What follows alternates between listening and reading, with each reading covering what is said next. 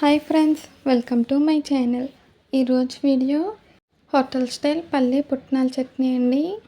ఇది ఇడ్లీలోకి, దోశలోకి మంచి కాంబినేషను. ఏ టిఫిన్లోకైనా చాలా బాగుంటుంది.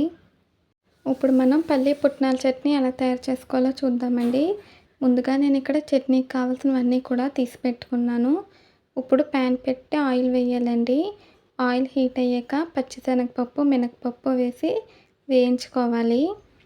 మీరు కనుక ఫస్ట్ టైం మా ఛానల్ చూస్తున్నట్టయితే ప్లీజ్ లైక్, షేర్, సబ్స్క్రైబ్ చేయండి. ఇది ఫ్రై అయ్యాక వేరుశనగ గుళ్ళు వేసుకోవాలి. వేసుకొని ఒకసారి వేయించుకోవాలండి. ఒక 2 నిమిషాల పాటు వేయించాలి. ఎందుకంటే పల్లీలు ఫ్రై అవ్వడానికి కొంచెం టైం పడుతుంది. అందుకే ముందుగా పల్లీలు వేసి ఒక 2 నిమిషాలు వేయించాలి. తర్వాత పచ్చిమిర్చి వేసి కలుపుకోవాలండి. ఈ చట్నీతో మనం టిఫిన్ తింటే ఒక ఇంట్లో ఒక దోశ కూడా ఎక్స్ట్రా తింటారండి. చట్నీ కోసం అంత బాగుంటుంది ఈ చట్నీ. అలాగే మనకి ఈజీగా తొందరగా కూడా రెడీ అయిపోతుంది. ఇప్పుడు కరివేపాకు వేసి వేయించానండి.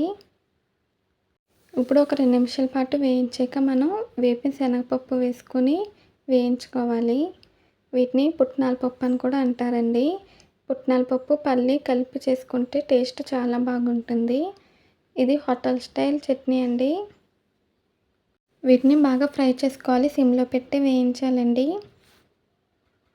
ఈ చట్నీ చేసుకొని వేడివేడి ఇడ్లీతో కానీ లేదా దోశతో, ఊతప్పంతో సర్వ్ చేసుకుంటే చాలా బాగుంటుందండి. ఇవి ఫ్రై అయిపోయినాయి. ఇప్పుడు స్టవ్ ఆఫ్ చేస్తానండి. ఇది చల్లారిపోవాలి.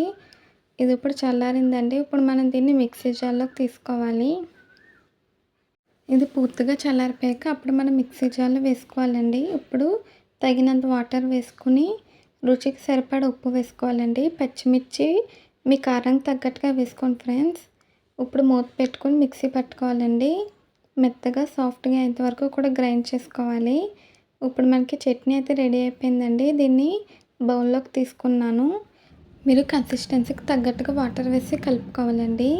ఇప్పుడు ప్యాన్ పెట్టి ఆయిల్ వేసానండి. తాలింపు పెడుతున్నాను చట్నీకి.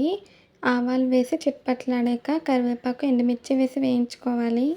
పల్లి పుట్నాల చట్నీకి ఈ తాలింపు కొంచెం ఎక్స్ట్రా టేస్ట్ని ఇస్తుందండి. చట్నీకి తాలింపు చాలా అవసరము. తాలింపు ఫ్రై అయిపోయిందండి. అలాగే మనకి చట్నీ కూడా ఇక్కడ రెడీగా ఉంది కదా. ఇప్పుడు చట్నీలోకి తాలింపు వేస్తున్నాను. అంతేనండి, చాలా సింపుల్గా, ఈజీగా, టేస్టీగా మనకి పల్లి పుట్నాల చట్నీ రెడీ అయిపోయింది. ఇది హోటల్ స్టైల్ చట్నీ రెడీ అయిపోయిందండి. ఈ వీడియో నచ్చితే ప్లీజ్ లైక్ చేయండి, షేర్ చేయండి, సబ్స్క్రైబ్ చేయండి. అలాగే బెల్ ఐకాన్ క్లిక్ చేయండి. మళ్ళీ కొత్త వీడియోతో, కొత్త రెసిపీతో కలుద్దాము.